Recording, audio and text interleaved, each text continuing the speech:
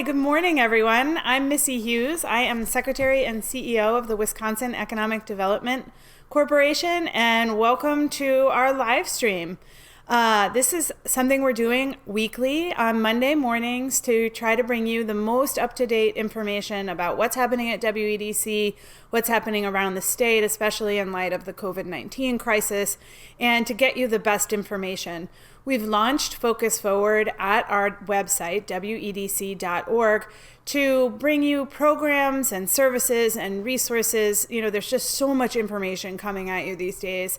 We thought it would be helpful to try to consolidate it in one place and make it the most accessible that you can find for your challenges as a business, a small business around Wisconsin, or any type of business. But we just really want to be here to help you. And so we invite your suggestions about what information you might need, what you might be looking for, and how we can help you going forward.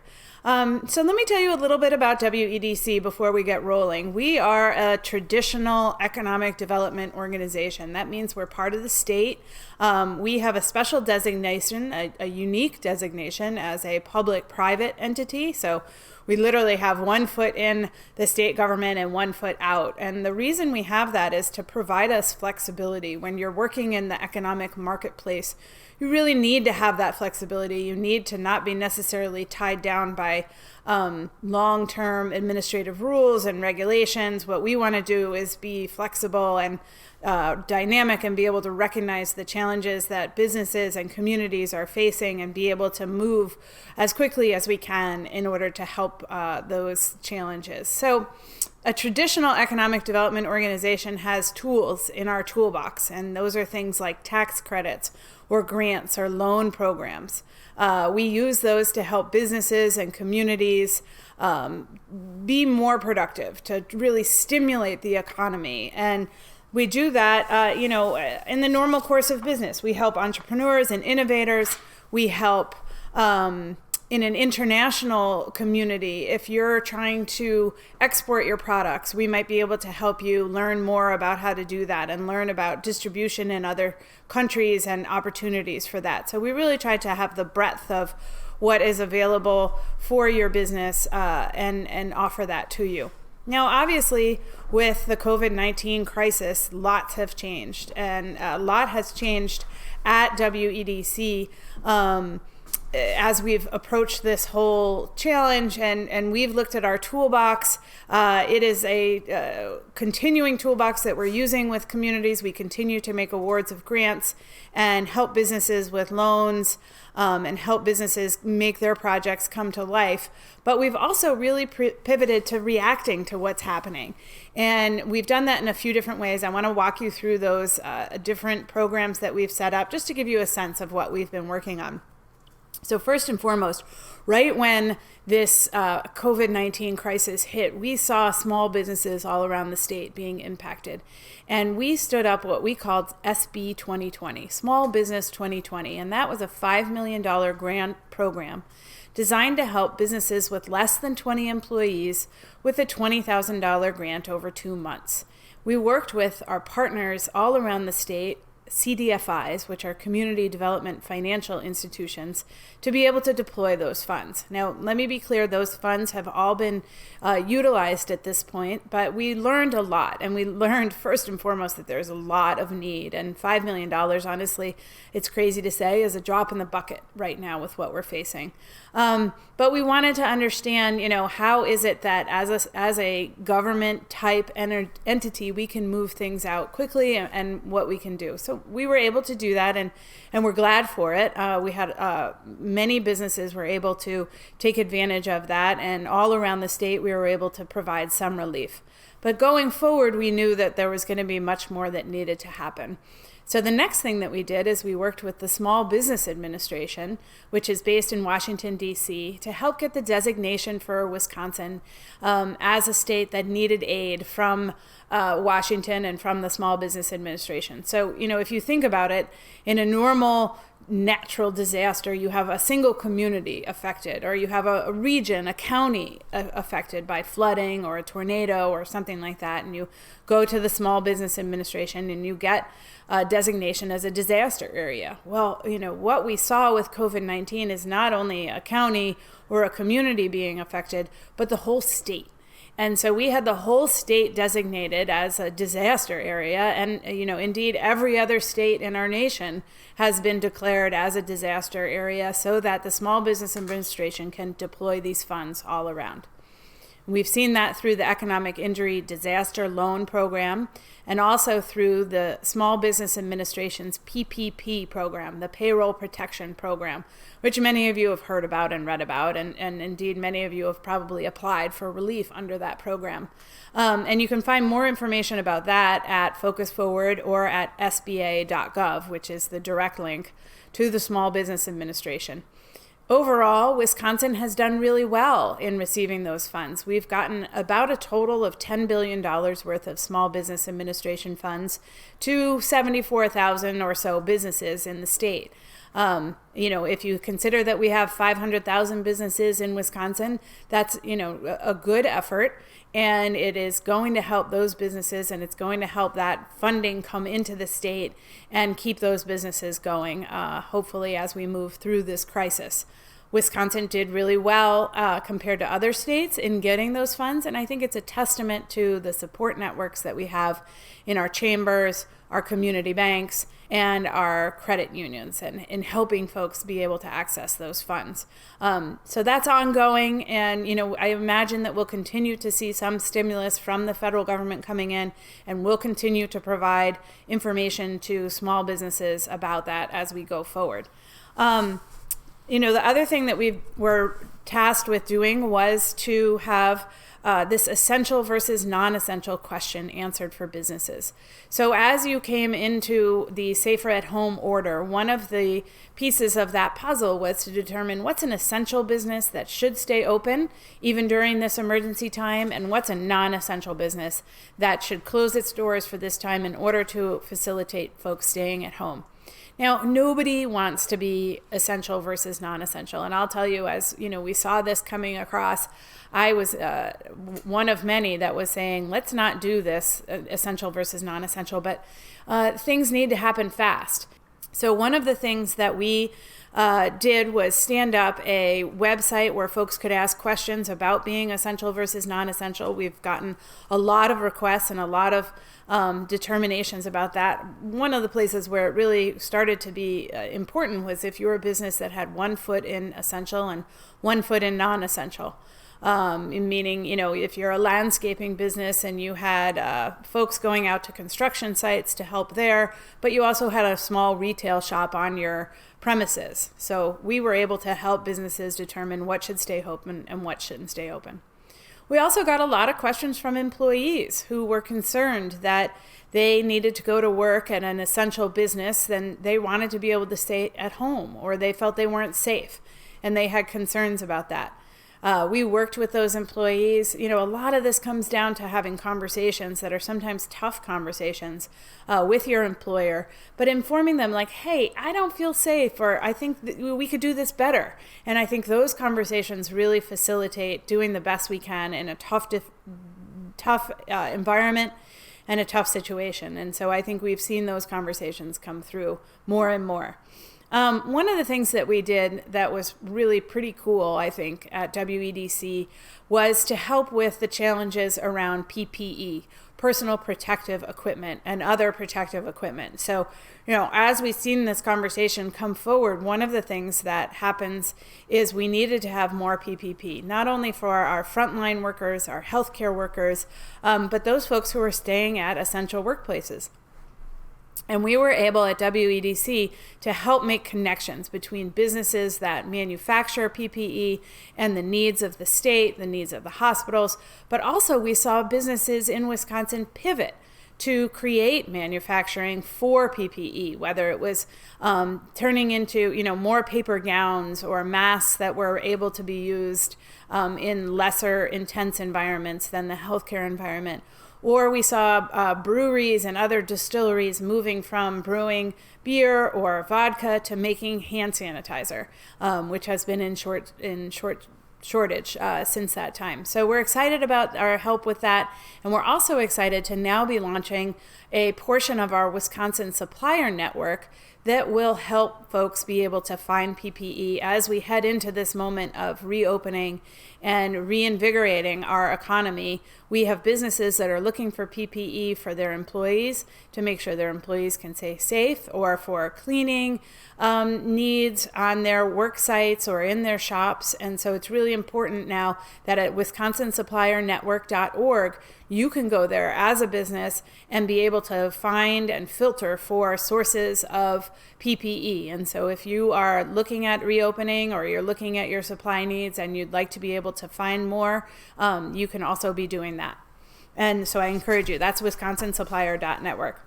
One of the other things that we've been doing is collecting data from all around the state about what's been happening. So we've been able to collect data not only from surveys that we've been doing. UW-Oshkosh has helped us with a survey all around the state, but we've also got regional economic development directors that are on my team working all around the state and providing us information about what they see and what's happening so that we can really understand the impact of COVID-19.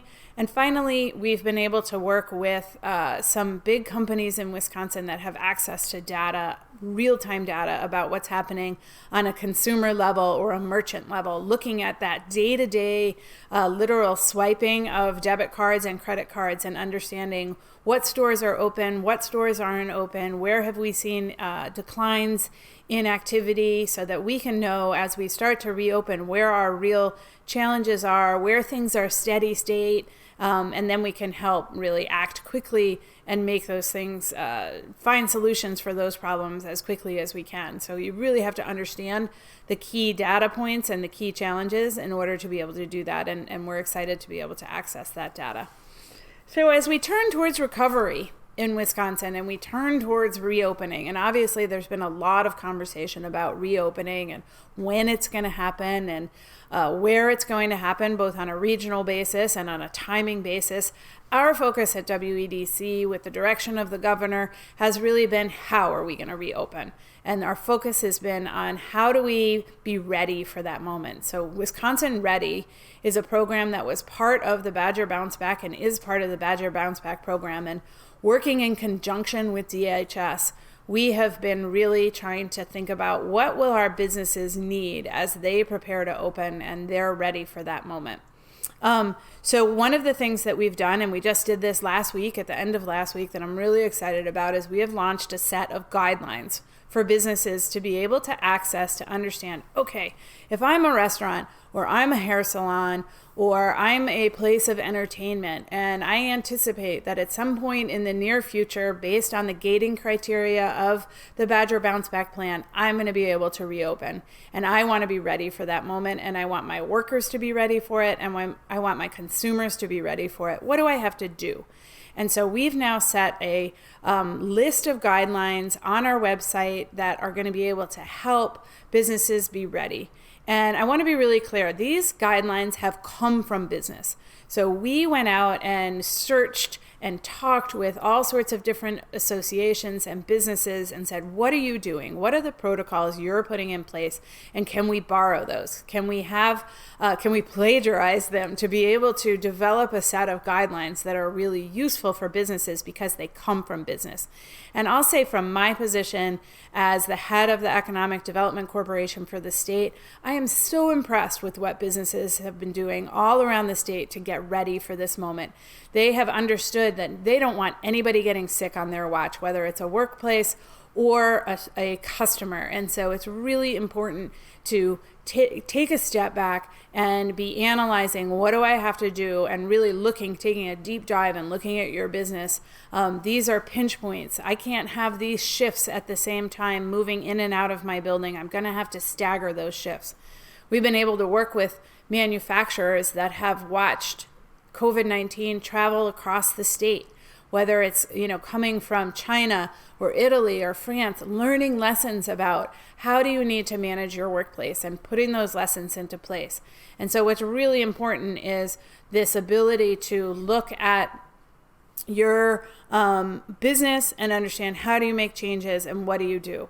So let's dive into the guidelines. First and foremost, we have a general set of guidelines, and this is just really that nuts and bolts of what you need to be doing and thinking about, okay, I need to have a cleaning schedule for my work site, and I need to be diligent about that, not only because it's going to help prevent the spread of COVID-19, but it's going to help protect my workers, and it's going to help protect my community and their families. So that includes, we know it, but it's always worth saying it again, social distancing, making sure that your employees can keep social distance from each other, making sure that your customers have the ability to social distance not only from each other, but also from your employees. Hand washing and cleaning, a cleaning schedule is really important. Making sure that your employees have time to go and wash their hands and do that thoroughly and the facilities to do that. Masks are becoming, really, really important, and we need to be wearing masks for each other. I just happened to be able to go to my hardware store this weekend, and I wore a mask. I recognized that all of the employees were wearing masks. And listen, an employee who's there, they might not need the mask for themselves, but they might have somebody at home that they're worried about. And that's what we do in Wisconsin. We take care of each other, and we think about our whole community, and we think about our vulnerable communities. So while it might be uncomfortable to wear a mask and you might feel weird, it's really a service that you're doing to all those other folks that are willing to show up at work so that we can be safe. And it's critical for us to be thinking about that. One of the really important things that to keep in mind is we need to stay home. If you don't feel well, you need to stay home. If you feel like you might have a fever or a cough, any of the symptoms of COVID-19, stay at home. And, there's lots of ability to do curbside pickup, to do curbside delivery. We've really opened up a lot of these opportunities. And so thinking about how can I stay at home if I'm not feeling well, and that's going to be really critical, both as an employee and if you're a customer. Again, thinking about those employees and being considerate of the fact that they're showing up at work, even though they might have somebody at home that they're concerned about, and so respecting what they've done. So those are our general guidelines, and I think it's really important to keep in mind as an umbrella, those general guidelines. And then, as we dive into the specific guidelines we have for each of the different industries, we've really developed a long list, and I invite you to go to Focus Forward at WEDC.org and view those guidelines and dive into them. I'll just list some of them. We've got guidelines for agriculture, construction, entertainment and amusement, gym and fitness centers, hair and nail salons, hospitality and lodging. Now, these are all examples of businesses that are still not yet open because of the Badger Bounce Back Plan and the phasing and the gating criteria there. So let me pause for a second because I know there's a lot of questions about the gating criteria, and it's a pretty well-developed system that I want you to think about. And so what gating criteria means is we're tracking the data and the metrics, and when I say we, that's DHS, the Department of Health Services, are tracking data both on the number of symptoms that we're seeing at ERs that are influenza or COVID related, and then understanding how are those symptoms being tracked and keeping numbers of that so we can try to get a handle on the community spread. We're also tracking the number of cases, and we want to see the decline in cases and symptoms over a 14-day period before we really start opening things up. And it's really important for that overall decline to be seen. And I know there's been some questions about, well, if you're doing more tests, you're going to find more cases. And that's really something to keep in mind, because what we're doing is we're tracking the percentage of tests, a percentage of cases within those tests, so that we have a trend line we can follow. There's a lot of logic behind these things, and the data and the metrics are important. The last gating criteria that we're looking at is what's our hospital capacity. So as many of you know, COVID-19 has the ability to really knock you out at your knees and send you into the hospital. And so we want to make sure that we have the right hospital capacity, whether you're in a rural area or in an urban area, to make sure that if there is an influx of cases, we can handle it. I live in a county that has had very, very few cases of COVID-19, but at the same time, our hospital capacity is pretty small. And if there was a quick outbreak, it would quickly get overwhelmed. Somebody pointed out to me, okay, well, then you take folks to, the nearest place to me is La Crosse. But then you have ambulances moving on the road, and you only have a limited number of ambulances. So really, you can get ahead of yourselves with a quick outbreak. And so that's why it's really important to watch these data and these metrics. So that's what's determining what reopens our businesses at this time. And, like I said, obviously there's a lot of conversations about when and what that looks like. But for WEDC, we're really focused on the how. And so that's why these guidelines are really critical. A few of the other guidelines that we're working on are manufacturing and outdoor gathering, outdoor recreation. Those are things, again, especially the outdoor pieces that we continue to gather information about and we continue to have conversation about. I know one of the questions that has come up is about summer camps, and will summer camps be allowed? Well, we've seen that hopefully children are not as impacted by COVID-19, and so it seems like summer camps should be something that would be viable with the right types of conditions, but we need to be thoughtful about it, and we need to make sure that we're watching the data and the metrics again on that, and we'll see more about summer camps coming in the future. And listen, I just want to say I have 3 grown children at this point, but I understand the challenges of childcare when you're trying to go back to work or you're working remotely. It's really, really difficult, and it is definitely a focus of the administration to be thinking about as we regain momentum in the economy, as we move things forward. We really need to be considering, is childcare available? How do we make childcare more available? There is also professional services guidelines. So that's going to be lawyers and bankers and other types of services that you might be able to receive. It's wise to look at those and understand, what are the available ways to work remotely on that? What can we be doing to really solve problems and keep that social distancing going? We have information for restaurants. A lot of restaurants are doing takeout right now, but as restaurants are able to reopen, as we enter into phase 1 of the Badger Bounce Back Plan, it's important to be thinking about those types of challenges. A restaurant has set up their business with a lot in mind as far as where the tables go and how my wait staff works. So standing in your restaurant and thinking about those difficult questions. Can you do outdoor dining? Do you continue to do takeout? I know those are really challenging questions, and that's why these guidelines are here to help kind of foster those questions and get you thinking about it. So all of these guidelines are there for you to review and to be thinking about and to be really considering. So I want to dive in. I think I've got a couple questions, and I want to make sure that we've touched on them because I know folks are looking for information about that. We talked about the gating criteria, so I'm going to skip that one. One of the things that have come in, are the guidelines mandatory?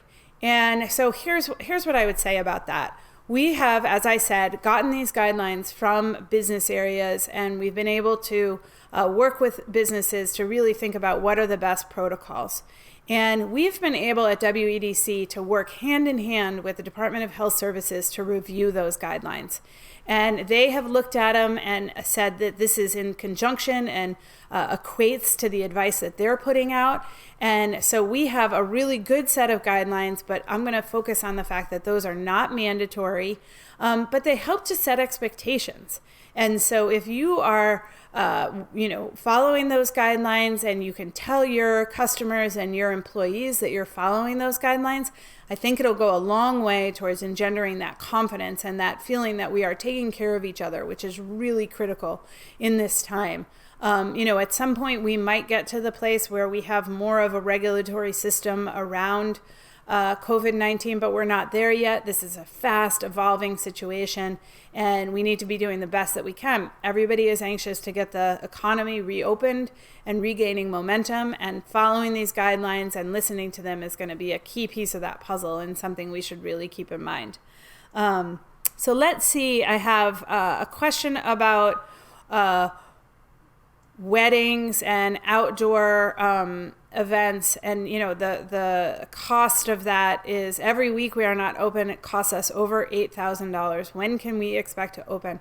I know these are really difficult questions, and the challenge about this is, a wedding that's supposed to happen on May 10th, which was yesterday, that's a lost opportunity, and that's really a challenge for someone to be facing. And so I think the urgency to have these outdoor gatherings, to be able to bring people together, is really critical. But again, just thinking about how do you do that in a way, you're outside, you should be able to have social distancing, but you're going to have pinch points, whether it's in the bathrooms or whether it's in the kitchen area as you're preparing the food. And so really, these are complicated questions, and I invite you to, review the guidelines on outdoor gatherings and give us feedback on them. If you think that there's improvements to be made or things that aren't realistic there, we're really open to that, and we want to keep those things going. The last question I'm going to, I think, be able to touch on today before we head out is, are they tracking asymptomatic positive cases? So right now what we've been doing is setting up our testing capacity in the state of Wisconsin, focused on testing symptomatic patients so that we can at least at the start get a handle on those. So what's really critical about this is if someone is showing symptoms to COVID-19, no matter how mild they might be, they are potential spreaders of the virus. And so what we want to do is we want to identify those people, and then what we're doing is called contact tracing. And contact tracing means asking that person, where have you been, what have you been doing, and who have you been in touch with? And then by doing that, we can, in the words of Secretary Palm, bear hug that case, and we can try to limit the spread of that by asking people to enter into isolation and take care of themselves during this time frame. So right now, the handle is trying to get on those symptomatic patients, and then as we spread and get more testing capacity, we will be able to do more testing on asymptomatic patients and be able to understand that community spread piece. But this is classic combating an epidemiological challenge, and these are tools that have been used for many years to be able to set this up. But amazing things are happening where we are starting to see technology around phone tracing and being able to work with people on that basis. So the last thing I would say is, if you do get a call from a contact tracer, please take that call. It is part of reinvigorating our economy that we get a handle on this and we all work together. So these things go hand in hand, and it's really important that we all dive in and help with this concept of helping to keep the spread of COVID-19 down, so that we don't have setbacks, we can continue to reopen the economy, and we can continue to move things forward. I think, as we continue to see this move forward, I think we're seeing positive things in Wisconsin. I think we're going to continue to see us working together and continuing to see efforts towards reopening. Again, this is all about the how. How do we do it so that we do it well and we keep things moving forward? And I invite you all to join us in doing this together. We're all in this together. We need to be working on this together, and I hope that you'll review the guidelines, give us feedback, and next week we will have more information about what's happening at WEDC and what's happening in the state, and I look forward to speaking with you then. And in the meantime, check out Forward Focus at WEDC.org, and I'm Missy Hughes with the Wisconsin Economic Development Corporation. Thanks so much, and take care.